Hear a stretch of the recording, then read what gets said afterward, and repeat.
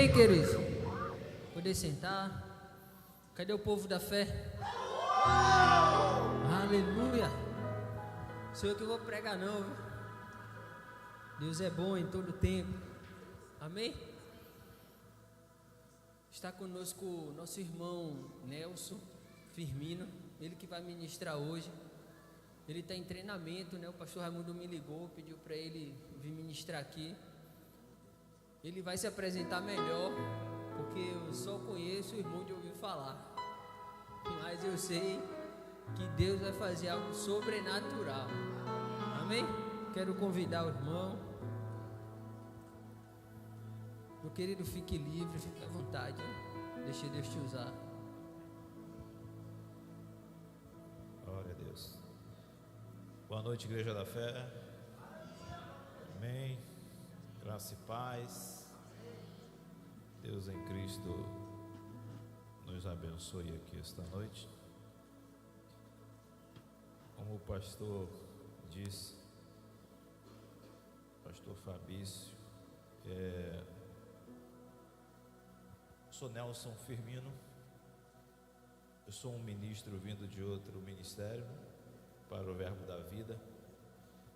Já sou ministro já há mais de 20 anos e vim para o Verbo para sentar e aprender na Escola Rema, que é um divisor de águas tremendo na vida de qualquer ser humano. Eu que sou professor de teologia, mestrado em teologia, sentei aos pés dos mestres do Rema para aprender, e se tivesse terceiro, quarto, quinto, 10º ano, eu ia embora. Já estou fazendo o meu 2º ano agora, já com vontade de que surja um terceiro, quarto ano, tem a escola de ministro, e vamos embora, porque para mim a melhor coisa, desde o que eu entendo por cristão, de quando entreguei a minha vida a Cristo, a melhor coisa é aprender. Eu gosto demais. Se tiver alguém querendo ensinar qualquer coisa, eu me ponho sentado para poder ouvir, porque é maravilhoso aprender. E aqui eu deixo um abraço do nosso pastor Raimundo, nossa irmã reverenda Vânia, a toda a igreja de Simões Filho. Eles estão em Vitória da Conquista. A irmã Vânia está ministrando lá no Rema e também estava tendo a conferência lá, né? A imersão profética, bênção de Deus.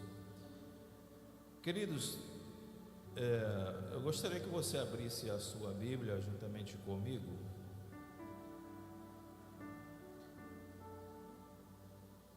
no Evangelho de Lucas. Evangelho de Lucas, capítulo de número 8, verso de número 49. Lucas 8, 49. Enquanto você procura, eu agradeço ao pastor por essa oportunidade, aos pastores. Deus abençoe muito a vida de vocês.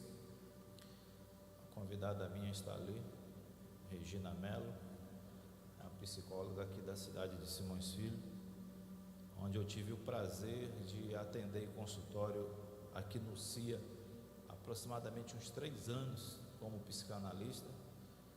Atendi na cidade de Simões Filho, já ministrei palestra aos enfermeiros da cidade de Simões Filho, já tive uma trajetória dentro dessa cidade aqui, fiz bastante amizade boa, e hoje ela veio aí para conhecer nosso ministério Verbo da Vida. Seja bem-vinda, em nome de Jesus. Quem achou Evangelho de Lucas, capítulo 8, verso 49, diga: eu já achei. Amém. Verso 49. Estando ele ainda falando,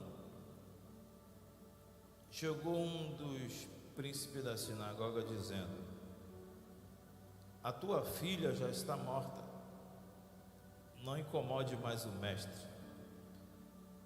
Jesus, porém, ouvindo-o, respondeu-lhe, dizendo: não temais, crê somente e será salva. Amém? Olha para esse crente lindo e abençoado que está aí ao seu lado. Diga para essa pessoa: não perca a sua fé, porque já aconteceu. Amém? Queridos, estamos diante de um texto bastante conhecido. Fala aqui acerca de Jairo e a sua filha. Observamos no texto que antecede ao que lemos, que Jesus havia ensinando e ministrando sobre algumas vidas em algumas cidades. Estava agora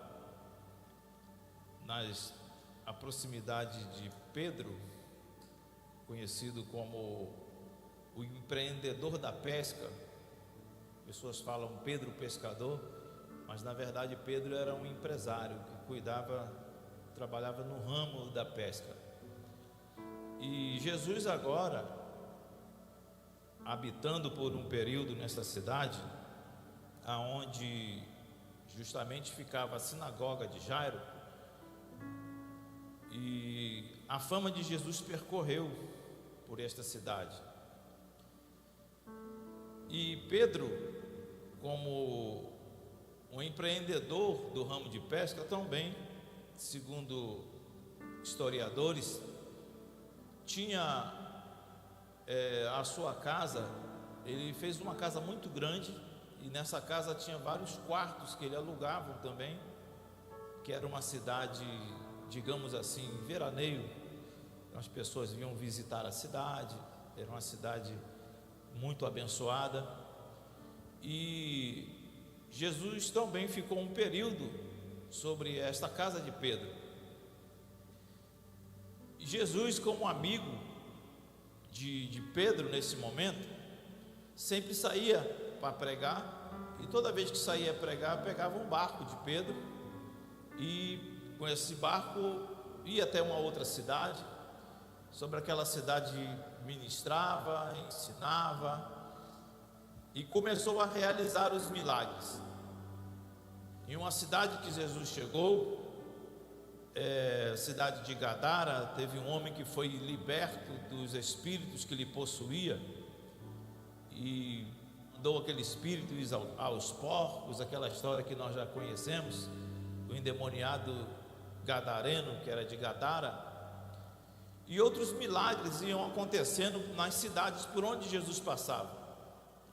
Então esses milagres logo eram espalhados pelas cidades vizinhas, e todo mundo já estava sabendo que Jesus, por onde passava, realizava milagres, que por onde Jesus passava havia multiplicação de pães e peixes. Então começou a se propagar e espalhar a sua fama, podemos assim dizer, de que Jesus Cristo estava realizando muitos milagres por onde ele passava para ensinar e pregar. E agora, nessa cidade, havia essa sinagoga, aonde Jairo era o líder principal desta sinagoga. Chega um momento em que a sua filha adoece, e a sua filha agora adoecida, Jairo, pois bem, nesta época em que nós estamos falando, dentro de um contexto, Jesus, ele já estava proibido de ensinar em algumas sinagogas, por conta da religiosidade dos seus líderes, que não aceitavam algumas coisas que Jesus fazia. Certa feita, Jesus ensinando em uma sinagoga, uma mulher adentra pelas portas da sinagoga para poder aprender acerca daqueles ensinamentos da Torá que usava-se na época, e esta mulher estava cometida de um espírito de enfermidade que já estava sobre ela durante aproximadamente uns 38 anos. E agora essa mulher entra pelas portas da sinagoga, e Jesus para de ensinar e vai em direção àquela mulher, E Jesus, chegando até ela, impôs as mãos sobre ela, que a mulher ficou sã na hora. E os religiosos, líderes da sinagoga, e começaram a questionar a Jesus e a todo o povo que ali estavam, dizendo: olha, há 6 dias em que se pode trabalhar. O Shabat não pode haver o tipo de trabalho, nenhum tipo de atividade. Agora, se vierdes buscar alguma coisa, que seja fora do dia de sábado, porque Jesus estava curando aquela mulher em um dia de sábado. Isso começou a gerar uma polêmica, e a perseguição contra a vida de Jesus foi uma perseguição tanto política quanto religiosa. Os políticos da época tinham medo porque o povo clamava Jesus como rei dos judeus. E agora os reinos circunvizinhos tinham medo, porque em aproximadamente 3 anos de ministério, Jesus já estava, diz o texto, que Jesus já estava com aproximadamente 500 pessoas que lhe seguiam por onde ele ia, o número de seguidores. Então era muita gente naquela época em cidades pequenas, e eram cidades que tinham aproximadamente 500, 1000, eram cidades pequenas em formação.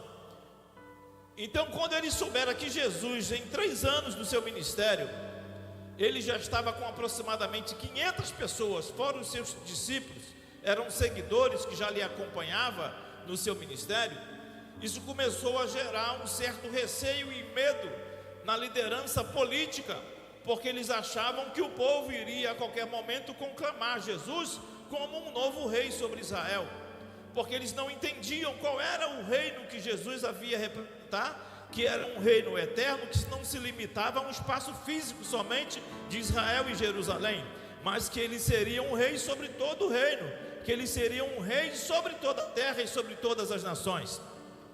E agora houve-se essa perseguição contra a sua vida, mas a sua fama espalhou, e agora expulsaram ele de algumas sinagogas, não deixavam ele ensinar. E Jairo era uma pessoa que abriu guarida porque ele tinha uma certa afinidade com Jesus. Então Jairo deixava Jesus ensinar na sua sinagoga, e essa intimidade que ele tinha, Jairo estava sabendo da fama também que Jesus que estava percorrendo pelas cidades vizinhas. E agora a sua filha adoecida à beira da morte, Jesus saiu com o barco de Pedro para poder. Agora, quando Jesus está voltando, retornando à cidade aonde estava, a Bíblia diz que uma grande multidão já estava à beira do rio. Algumas versões vai dizer à beira da praia, mas é uma linguagem que ali é o rio, que na verdade em Israel eles usavam o termo de praia. E o povo estava já à beira do rio, esperando Jesus chegar no barco, porque eles queriam receber o milagre. Eram pessoas enfermas, eram pessoas possessas, eram pessoas que levavam seus familiares que não podiam andar e arrumavam um jeito de levar essas pessoas, porque queriam estar perto de Jesus para que possivelmente pudesse ser realizado algum tipo de milagre.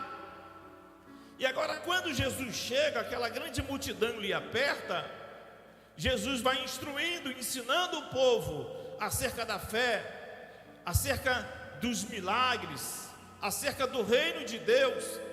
E acontece que, quando Jesus chega, a Bíblia diz que Jairo, ao saber que Jesus estava chegando na cidade, saiu da sua casa e deixou lá a sua filha enferma à beira da morte. Porém, quando Jairo sai de casa, a sua filha só estava enferma. E Jairo, agora podemos conjecturar que, entrando no meio daquela multidão de pessoas, chegando até Jesus, se prostrou diante dele. Olha, dentro da tradição judaica, nós vamos ver que Jairo era o líder principal. Algumas versões vão dizer o príncipe da sinagoga. Era o líder principal principal da sinagoga. Então era uma pessoa de muito respeito dentro da cidade. Era um líder religioso em uma escala maior dentro da cidade. É como se, vamos usar uma linguagem atualizada, é como se fosse o pastor daquela igreja que todo mundo fala na cidade. Era Jairo. Jairo chegou, agora passa no meio de toda aquela multidão e se ajoelha e prostra diante dos pés de um homem que era Jesus, rogando-lhe para que ele viesse ter sua casa, porque a sua filha estava enferma. E Jesus, ouvindo agora ao pedido de Jairo, a Bíblia diz que Jesus começa agora a caminhar com Jairo, mas caminhar em meio a uma grande multidão era difícil demais de seguir e chegar até a casa de Jairo. E a Bíblia vai dizer que no meio do percurso surge-se uma mulher que estava acometida de um fluxo de sangue, já aproximadamente 12 anos. 12 anos sofrendo de um fluxo de sangue. E eram 12 anos gastando todo o seu recurso. A Bíblia diz que essa mulher gastou tudo o que tinha, com a medicina, com a ciência, com todos os recursos que poderia, ela usou com todos os meios que poderia para buscar a sua cura, mas nada resolveu a situação da mulher. Então esta mulher, quando ouviu que Jesus passou, esta mulher correu, rompendo uma multidão, fazendo aquilo que era contrário às tradições judaicas da época. Por quê? Uma mulher, quando estava em um período de sangramento, um período de menstruação, era considerada na época como impura. Isso algumas pessoas acham até que a Bíblia é um livro machista, mas não é. Deixa eu explicar o motivo. Deus criou esse argumento, na verdade, para proteger as mulheres. Não é o que muita gente prega e ensina como um rito machista. A mulher está em um ato de menstruação, então torna-se ela como uma mulher imunda e deixa ela distante do homem. O homem não pode se aproximar ou tocar nela. Não era isso. Deus queria preservar as mulheres, porque é justamente nesses momentos em que a mulher está com a sua questão emocional desequilibrada, porque isso mexe com a questão emocional e hormonal das mulheres. É o período da famosa é o quê? E mulher no período de TPM fica como? Uma seda, né? Cozinha, passa, chama o homem de bebê, uma maravilha. É isso ou não é? Mulheres de fé mesmo. Já estão profetizando. É isso aí mesmo. A igreja da fé é assim. Então, neste momento, esses homens da linhagem de Israel eram homens, meu pastor, que haviam saído de um período de escravidão. Esses homens vieram de escravidão. Então os homens que vieram da escravidão eram homens brutos por causa da natureza que foi gerada em período de escravidão. Então, para que esses homens não agredissem esta mulher em forma alguma, o que Deus fez? Eu vou fazer com que esse homem entenda que essa mulher é impura. Então este homem não vai se aproximar desta mulher. Imagine só, mulher menstruada, no dia de TPM. Se você pudesse ficar em um local reservado, onde o homem não viesse pedir para você para passar uma roupa, não viesse pedir para você uma comida quentinha, imagine como é que seria. E as mulheradas iam achar o quê? Uau! Tudo o que eu queria. Só que para eles entenderem a linguagem, tinha que dizer: essa mulher está impura, não chega perto dela não, caba. Então o homem ficava distante, aí a mulher ficava stand-by, de boa, sem ninguém vai poder cobrar ela, nada, exigir nada dela. Então essa é a versão real. Deus estava querendo proteger as mulheres, então deixava ela isolada. Mas o termo que poderia se usar, a única forma de deixar o homem longe dela era dizer que está impura, porque senão o cabo ia querer ficar pertinho dela. Então agora esta mulher aqui, a Bíblia nos diz que ela sai ao encontro de Jesus. Uma outra vertente, para essa mulher sair sozinha em meio à multidão, naquela época uma mulher nunca poderia estar sozinha, a não ser com o seu companheiro, em uma situação.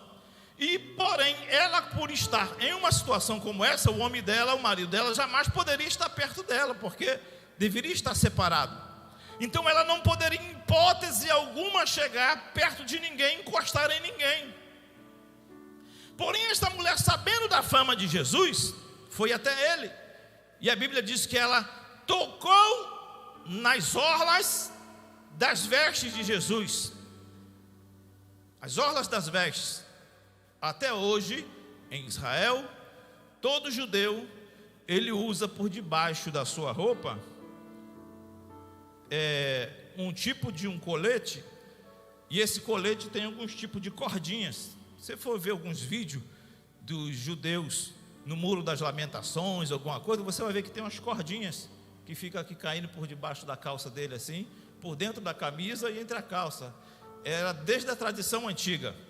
Então essa mulher veio e tocou nas orlas, tocou nesta corda, que era uma corda que eles usavam com tradição religiosa para um período de oração.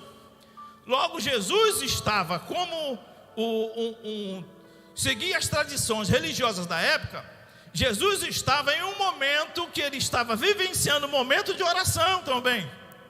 E essa mulher vai e toca nas orlas das vestes de Jesus, e Jesus pergunta aos seus discípulos: olha, alguém tocou em mim?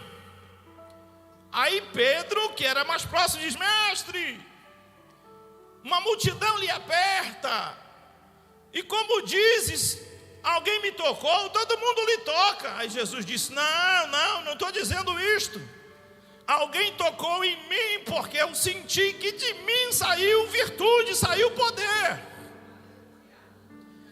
E se aquela mulher dissesse que havia tocado em uma pessoa, estando ela impura, automaticamente, as leis rigorosas, essa mulher poderia ser sentenciada. Então imagine todo mundo olhando, e a mulher dizendo: olha, se eu disser que foi eu que toquei, eu posso ser sentenciada, julgada por essa grande multidão. Mas essa era a minha última e única oportunidade, e eu senti. Então aquela mulher declara, sem medo, disse a Jesus: foi eu que lhe toquei. Aí Jesus disse: pois bem, mulher, vai-te em paz, porque a tua fé te salvou. A tua fé te curou. E agora o que eu me paro para imaginar aqui é Jairo. Imagine Jairo olhando para esse cenário todo, meu pastor. A filha em casa, à beira da morte, e Jesus para no meio do caminho e agora começa a dar atenção a essa mulher. Essa mulher já estava há 12 anos com essa enfermidade. Quem já esperou 12 anos, pode esperar mais algumas horas ou alguns dias, sim ou não? Mas e a filha de 12 anos de idade, que já estava à beira da morte? A Bíblia não diz que essa mulher estava à beira da morte, diz que ela já vinha há 12 anos com essa enfermidade. Mas a filha de Jairo já estava à beira da morte. Imagine Jairo agora, olhando para aquela situação. Falar: rapaz, Jesus podia ir logo para minha casa, numa agonia, num desespero total. E quando Jesus agora libera aquela mulher e pega na mão de Jairo e vai caminhar para a sua casa, quem aparece? Os amigos de Jairo, que estava lá na sua casa, que segundo tradição eram alguns ajudadores da sinagoga, eram pessoas que serviam a ele na sinagoga, junto com ele. Aí chega até ele e diz: Jairo, a menina, a sua filha, que estava enferma, quando você saiu de casa, agora que você está voltando com Jesus para casa, ela já está morta. Então não precisa mais importunar. Sabe o que ele estava querendo dizer? Não precisa mais ficar exigindo, importunando para que ele venha na sua casa. Quantos pedidos você fez, sabendo da sua situação de dificuldade, sabendo que a menina estava à beira da morte, e ele não estava dando atenção ao seu pedido, Jairo. Agora não precisa mais ele vir para a sua casa, não. Deixe ele para lá, no meio da multidão, porque a sua filha já morreu. Diga para esse crente que está do seu lado, diga: cuidado com algumas palavras que não são da fé. Assim como a palavra da fé contagia e nos motiva, as palavras que não são de fé, ela também nos tende a nos levar à descrença no nosso milagre, no impossível. Só que Jesus sabia da situação de Jairo. Quando Jairo começa a ouvir estas palavras, Jesus chega diante de Jairo, afasta ele desses homens e diz: Jairo, calai-vos, não fale nada, crê somente. Porque se Jairo fala alguma coisa, diante daquele cenário, Jairo poderia murmurar, excomungar, fazer qualquer coisa. Mas Jesus diz: Jairo, não é o momento de falar, é o momento de ficar quieto e crer somente. Porque se Jairo fala alguma coisa, já estava ali a sua descrença, já estava a sua agonia de ver que Jesus estava demorando a chegar na sua casa. Mas só que Jesus já sabia que o milagre já havia acontecido. E quando continuam caminhando, a Bíblia vai dizer que Jesus chega com Jairo à sua casa, e já estava lá um grupo de pessoas, junto com alguns sucessores da sinagoga. Já estavam pessoas com flautas, que era tradição de culto fúnebre na época em Israel, tradição judaica. Quando alguém morria, tinha tocadores de flautas, e para que houvesse uma melancolia no meio do povo, eles contratavam alguns pranteadores. Já ouviu falar dos pranteadores? O que é pranteadores? Prantear, entrar em pranto. O que é entrar em pranto? É choro desesperador. Então haviam artistas profissionais da época que chegavam no cenário e chorava de prantear, que parecia até que era o pai ou a mãe daquela criança de verdade, mas não eram. Eram artistas que faziam aquela encenação para que isso viesse induzir a outras pessoas a fazer a mesma coisa. Senta do lado de uma pessoa que só conta a derrota e fique quieto, não fale nada. Quando você se levanta dali, você vai se levantar como? Ó céus, ó terra, ó azar. Quem lembra desse desenho? Ninguém velho aqui não, né? Só eu mesmo. Agora pare do lado de uma pessoa que te motiva. Só palavra de vitória. Minha irmã, o que foi? O culto ontem foi uma bênção, um milagre aconteceu, Deus me abriu a porta. Aí quando você sai do lado daquela pessoa, fala: rapaz, eu estou acreditando que as minhas portas também já se abriram, acredito também no meu milagre, porque você está ouvindo palavras que edificam. Aí Jesus, quando chega, o texto vai dizer que ele fez o quê? Pega a Jairo, a sua esposa, e Pedro e Tiago e João, que supostamente eram primos de Jesus, que também moravam naquela cidade. E agora Jesus levam somente eles, que eram discípulos, juntamente com Pedro. E Jesus entra na casa de Jairo: faça-me um favor, mande embora daqui todos os pranteadores. Eu não quero ninguém chorando, porque não é tempo de chorar. Mande esses que tocam harpa, porque eles só são treinados para tocar músicas melancólicas. Se fosse chamar alguém para tocar, eu ia chamar alguém igual o povo da Verbo da Vida, que toca e o fogo pega, o povo se alegra. Então manda todo mundo embora, ninguém aqui dentro. Quando Jesus chega com seus discípulos, Jairo e sua esposa, diante daquela mulher, Jesus diz assim: Jairo, a menina não está morta, apenas dorme. Eu pego um gancho nesse texto para dizer: quantas coisas que estavam dormindo e nós achávamos que estava morta e sepultamos. Hoje poderia ser um testemunho de um milagre, mas hoje nós paramos e falamos: agora já é tarde. Eu ainda não conhecia a palavra da fé. Agora, hoje que nós somos da fé, estamos debaixo desta palavra, acreditamos que Jesus pode realizar o impossível para todos nós. O próprio Lucas 1,37, Lucas vai dizer: porque para Deus não há e não haverá impossíveis ou coisas impossíveis. O nosso Deus é um Deus de milagre, é um Deus de cura. E esse mês nós estamos na nossa igreja, está falando sobre cura. E é sobre esta palavra de cura que nós vamos acreditar. Jesus aqui, nós estamos falando dos evangelhos, mas ainda estava em uma antiga aliança, uma aliança inferior.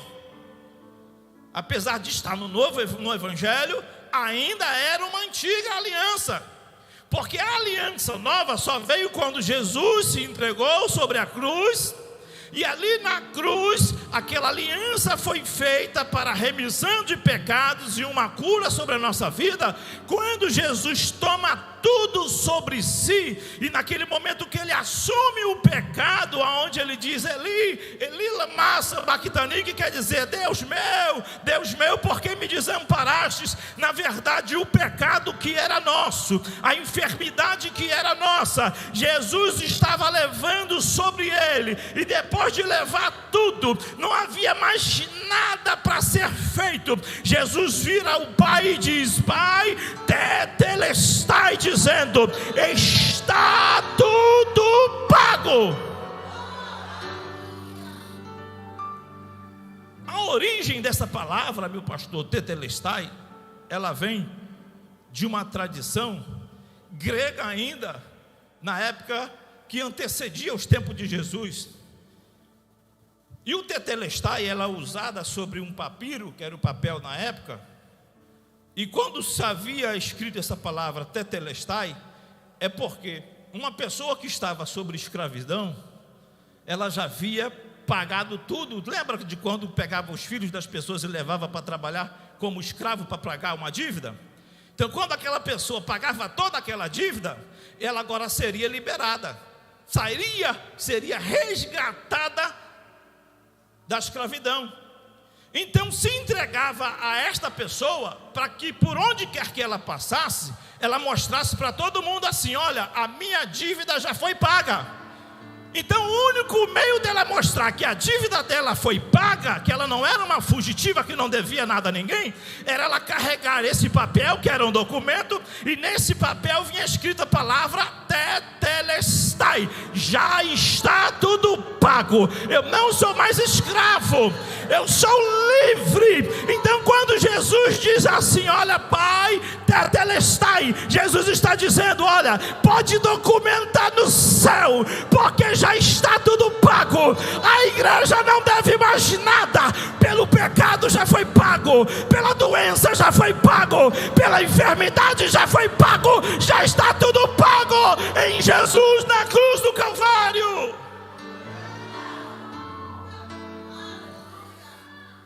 Se Jesus pagou por mim, eu tomo posse.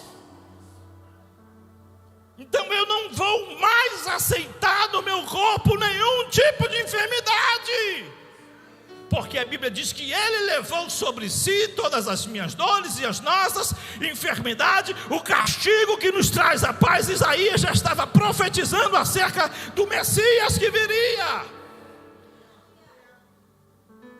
Olha para esse crente do seu lado e diga: você pode até sentir um sintoma, está querendo titubear a sua fé. Diga: mas se sentir um sintoma, diga para ele: eu te rejeito, porque na cruz do Calvário foi pago uma dívida de sangue.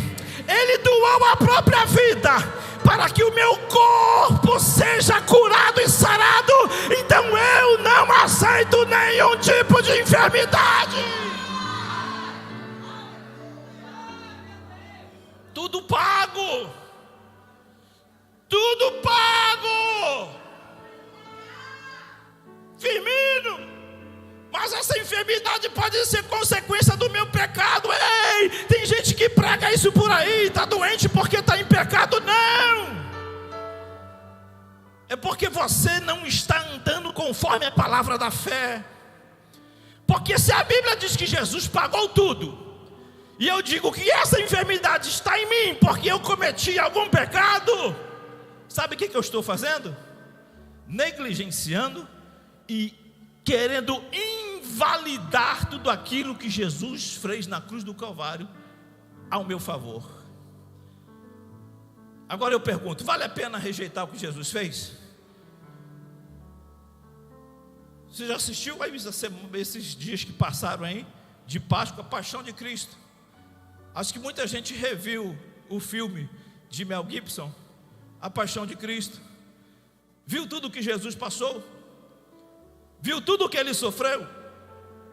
Aí agora eu pergunto: vale a pena rejeitar tudo o que ele fez por conta de uma palavra semelhante à palavra dos amigos de Jairo? Aceite isso aí. Você está passando pela consequência do erro que você fez, daquilo que você cometeu. O nosso corpo, quando nós somos nova criatura, entramos agora no novo nascimento, aceitamos Cristo, confessamos Cristo como nosso Senhor, e agora temos Deus como nosso Pai, e Ele liberou a cura sobre as nossas vidas.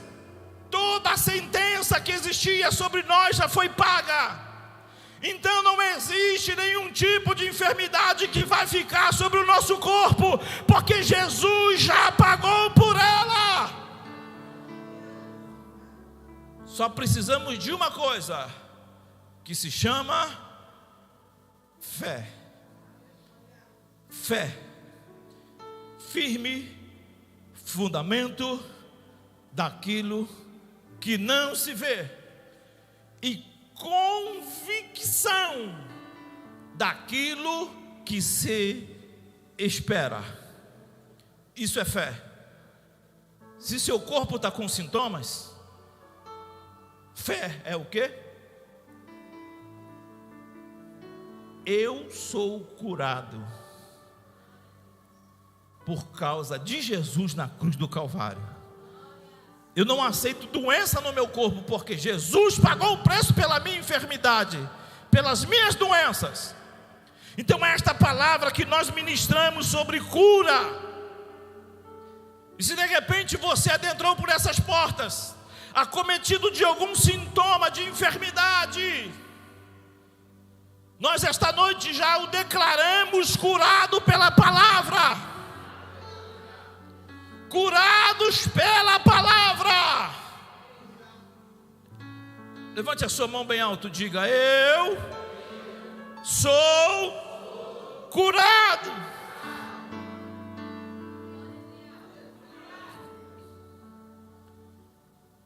Jairo teve que botar todo mundo para sair da casa, para que não houvesse nenhum tipo de sentimento de incredulidade. Você já passou por algum momento de uma situação difícil e de repente surgir lá no fundo do seu coração um sentimento de será? Quem já passou por isso? Hã? Só eu, né? Oi? Hã? Rapaz, essa conta vai vencer daqui a 3 dias. Eu não tenho nem dinheiro para receber. Será que eu vou conseguir pagar?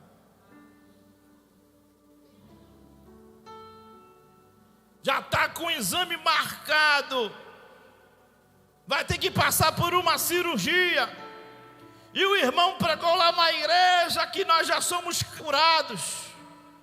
Será que eu realmente estou curada? Jesus expulsou todo mundo lá de dentro, porque não era uma pessoa mal educada, não.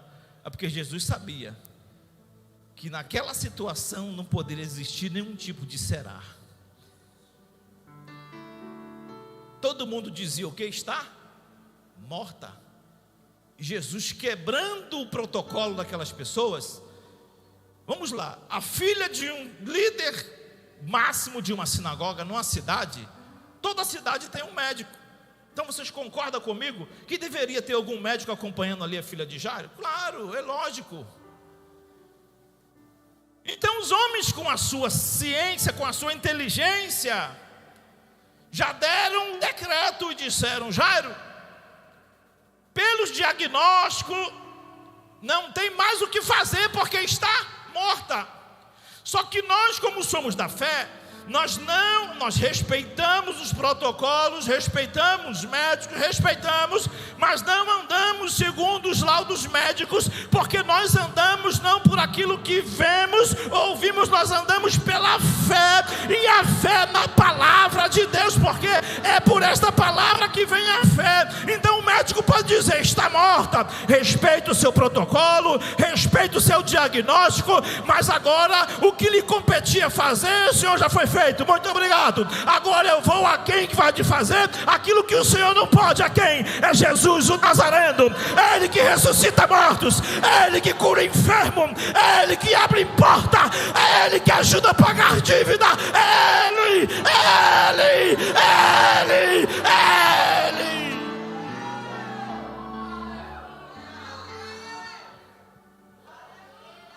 Oh, glória. Está tudo pago. Você acredita nisto? Se você acredita de verdade agora, eu vou te convidar, dá um pulo dessa cadeira, fica de pé.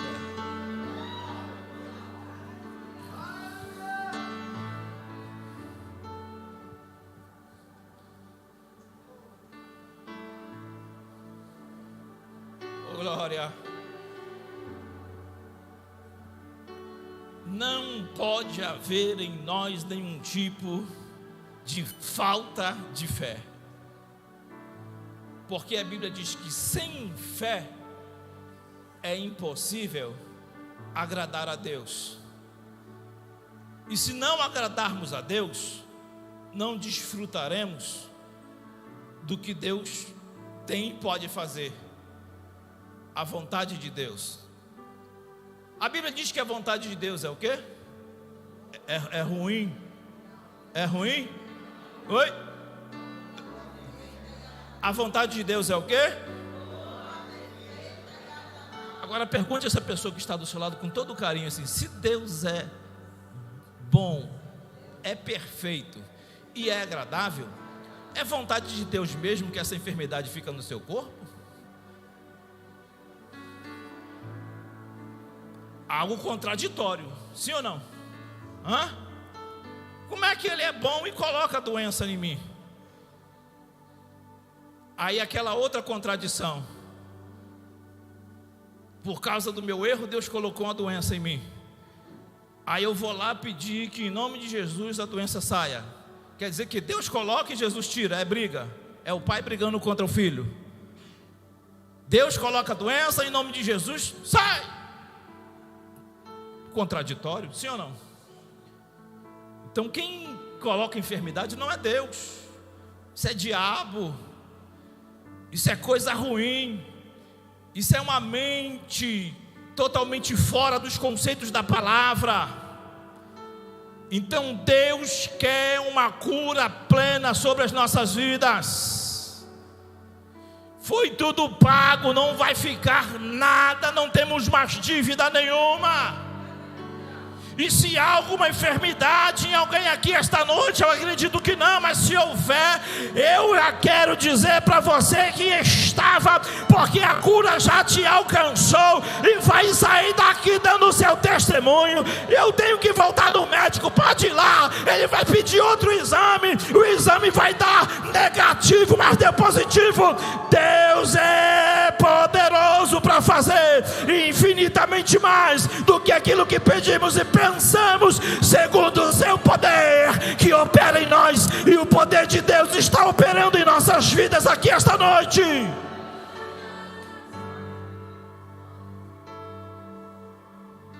O milagre já te alcançou. Oh glória. Todos curados, todos sarados. Alguém ainda quer oração por cura? Precisa não, né? Se tiver na dúvida, a gente ora assim mesmo, a gente respeita. Mas eu acredito que depois de uma sequência de ministrações que vem por esses dias, com mais uma ministração dessa, não tem como dizermos que ainda há enfermidade sobre nós. Totalmente curados e transformados pelo poder que há nesta palavra. Amém? Se o sintoma vier, você vai dizer o quê? Eu sou. E se o engraçadinho do diabo que deve ficar soprando no nosso ouvido, aceita, Bruninho? Aceita, Bruno? Essa doençazinha, aí você vai dizer o quê? Ó, diabo, eu tenho aqui documentado que Jesus na cruz do Calvário deu documentado, está escrito, está na Bíblia. A Bíblia é considerado um documento, é considerado, é canônico. Está dizendo lá que ele disse: tetelestai, está tudo pago. Então, se está tudo pago, eu não tenho mais dívida. Se eu não tenho mais dívida, eu estou curado sobre o meu corpo. Sintomas, você que entrou, seja por falta de crença, seja por algo que seja lá por onde é que veio, o mesmo caminho que veio, faça favor de se retirar, porque o meu corpo está debaixo de uma promessa, que já foi paga uma dívida, e eu estou curado, no nome de Jesus. Curados, curados. Porém precisamos alimentar a fé. Vamos alimentar a nossa fé um pouco para mim encerrar? Amém? Feche seus olhos. Eu te convido a orar em outras línguas nesse momento.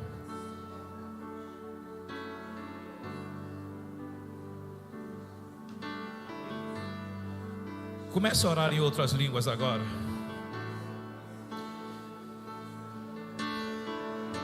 Comece a orar em outras línguas agora. Vai.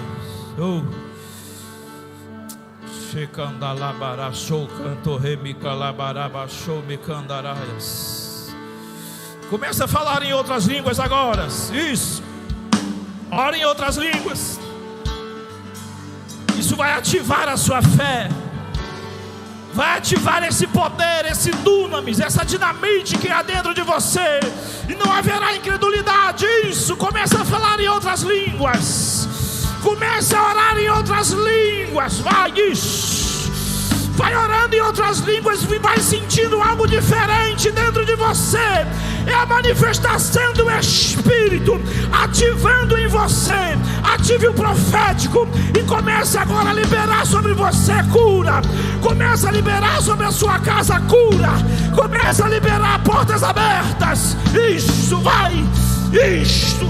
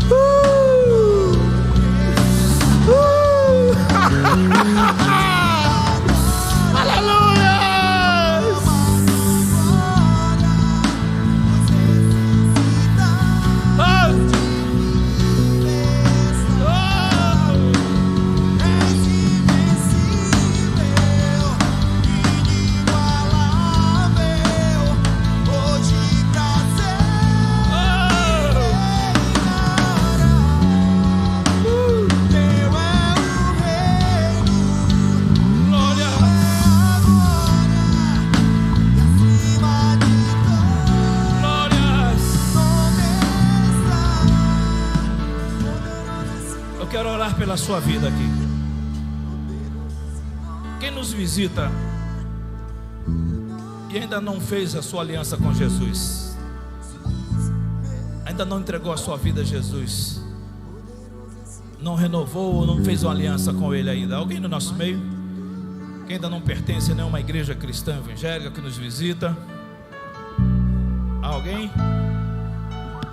que queira receber uma oração aqui esta noite?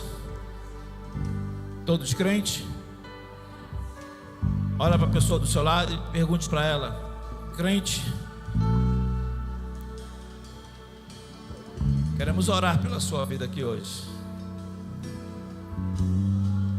Alguém que quer nesse momento receber esta oração, que nos visita, que ainda não fez a aliança com Deus e está nos visitando aqui esta noite, renovar a sua aliança.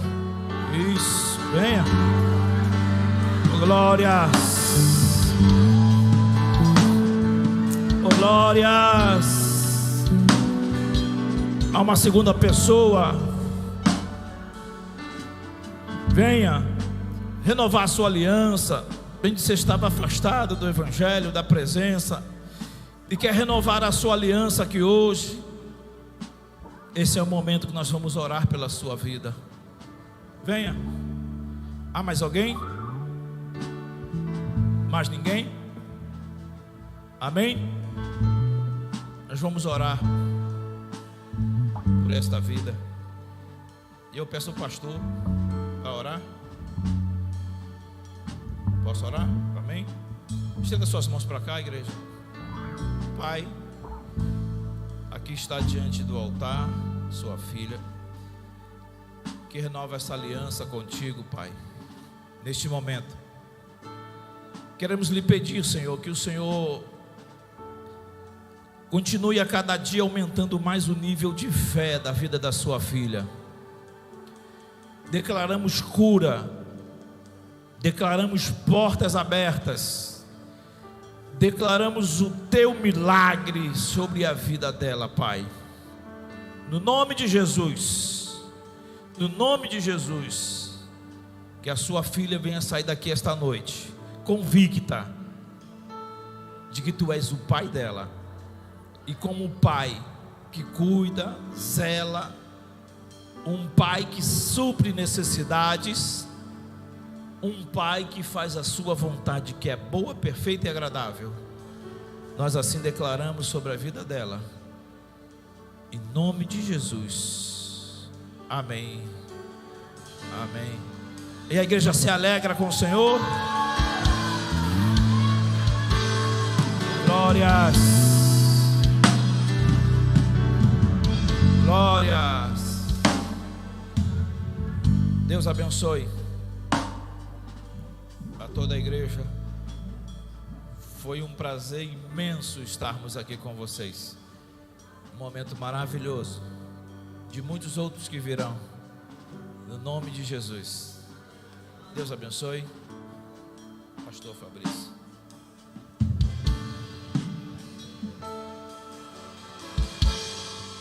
Amém, queridos? Deus é bom em todo o tempo. Quantos foram abençoados? Aleluia! Diga: eu sou curado. Eu sou sarado. Amém? Poder sentar. Antes de encerrar o culto, eu quero apresentar, algumas pessoas que estão vindo congregar conosco. Então eu vou chamar as pessoas aqui e vocês celebram, amém? Aline. Ela está com vergonha. Não. É a Aline.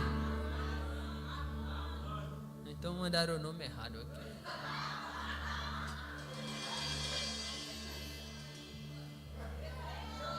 Então já estou chamando, ela vai vir. Pablo.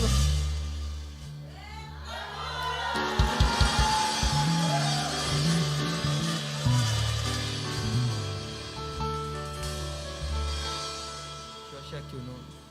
Deus é. Oh, aleluia. Obrigado, Pai. Catarina. Aleluia.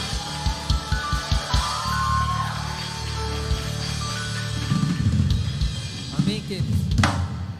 Deus tem feito grandes coisas, por isso estamos alegres.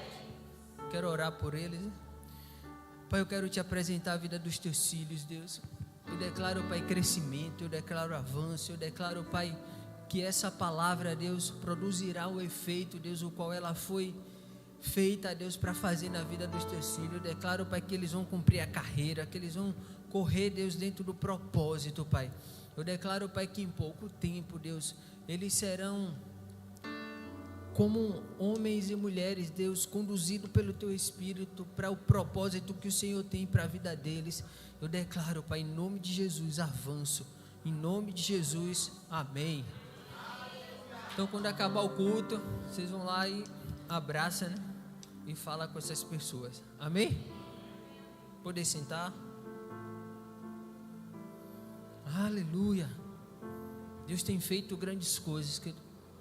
Quantos estão alegres pela construção? Você vê as paredes já estão no meio. A fachada da igreja, ou do primeiro do térreo, já está quase pronta. Creio que essa semana a parede ali chega na laje, na altura. Essa parede aqui também chega na altura para a gente fazer o segundo lance da escada.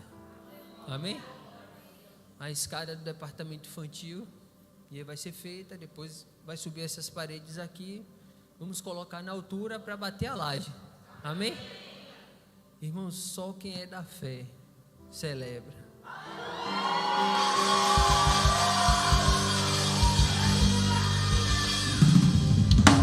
Deus tem feito grandes coisas. Aleluia. Olha a nossa fachada.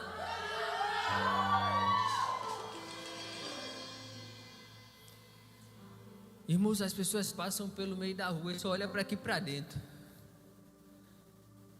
Deus vai começar a trazer pessoas. A entrada da igreja, a livraria. Passa mais uma.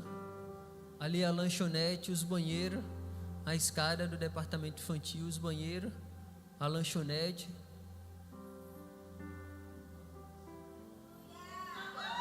Departamento infantil. Aqui é a sala dos adolescentes. 10 a 12 anos. 7 a 9. 3 a 6. Versário. Então, vamos procriar, né? A Bíblia diz: encher a terra. Aleluia. Amém? Mais aviso aqui. Deixa eu ver aqui. Aleluia.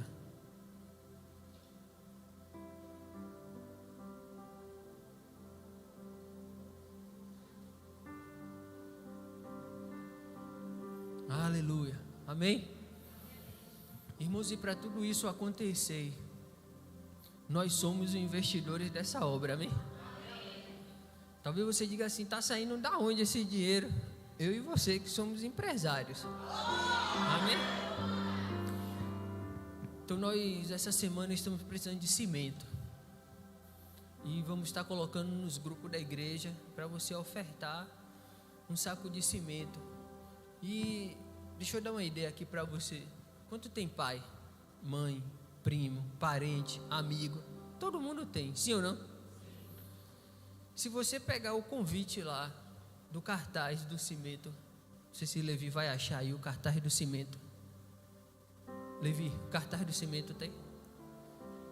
Se você pegar esse cartaz e enviar e pedir, querido, um saco de cimento e falar que é para a obra da igreja, conseguimos. Nessa primeira parte aqui, em 5 horas, nós conseguimos 120 sacos de cimento. E a igreja só tinha 15 pessoas adultas e 10 crianças. Então hoje podemos fazer melhor. Só você pegar isso aí e enviar. E sinalizar para que é.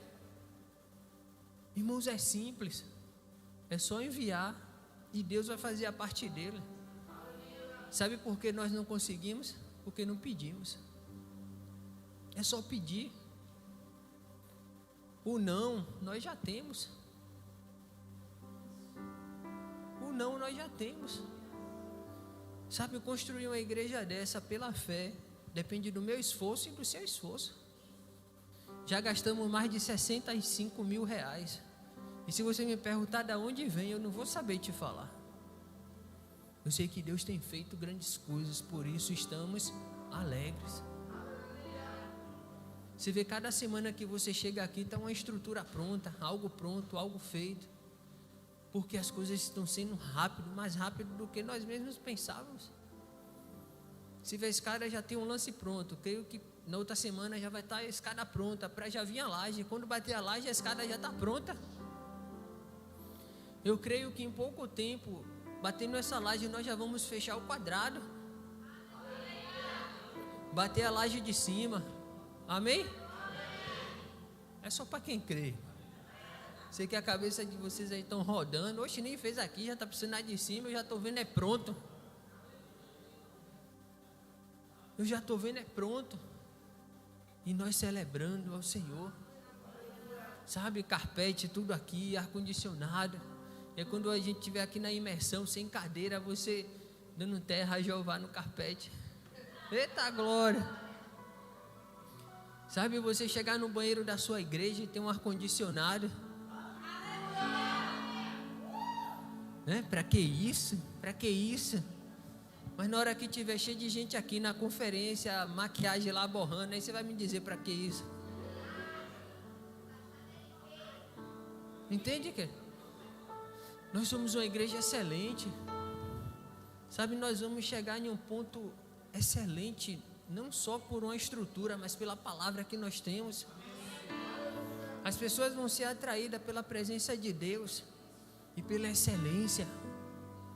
As pessoas vão entrar e dizer: eu quero congregar aqui, porque aqui eu me sinto bem, aqui eu tenho uma boa palavra, aqui eu sou cuidado, aqui eu sou alimentado. Sabe, não é só uma estrutura. A estrutura é o que menos importa. O que importa é você se sentir bem. Amém? E para tudo isso acontecer, nós fazemos parte.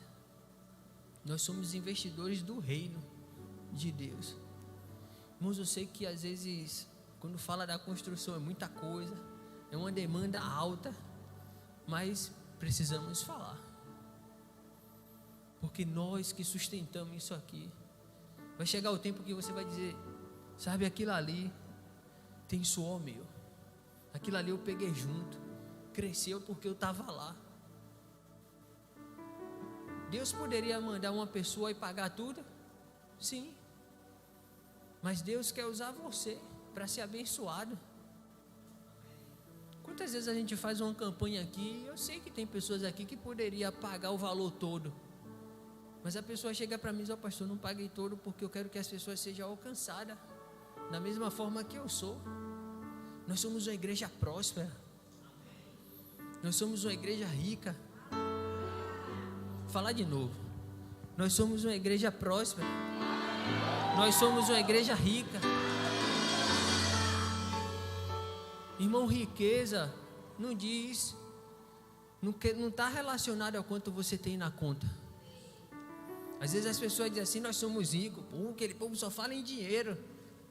Riqueza é você entender quem você é em Deus, e Deus te proporcionar coisa por causa da prosperidade dele na sua vida. Dinheiro é uma consequência do trabalho. Amém? Vamos nos colocar de pé. Lá fora tem lanche, hambúrguer,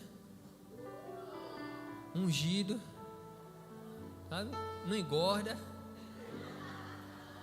porque é ungido. E todo esse valor aí é para nossa construção, querido. Amém? Então, em vez de você ir ali comer um hambúrguer de quase 30 reais, você vai comer um hambúrguer aqui ungido e mais em conta. Amém? Aí você aproveita, já compra um e abençoa o seu irmão. Ou então compra um e leva o outro para casa. Ou então compra tudo e oferta. Amém? Que não pode é o lanche ficar aí. Amém? Então vamos fazer a nossa confissão. Não se esqueça de pegar o seu filho no departamento infantil. Quando acabar o culto, você vai logo lá correndo, pega o menino e volta para conversar. Porque às vezes o menino fica lá, a tia fica lá, então você vai lá ligeiro, pega o menino para ele comer o hambúrguer e volta. Amém? Diga: eu terei a melhor semana da minha vida, porque o Senhor, Jeová de Saliar, aquele que nos dá presentes inesperados, irá nos surpreender todos os dias das nossas vidas. Amém? Sejam abençoados com a prática da palavra.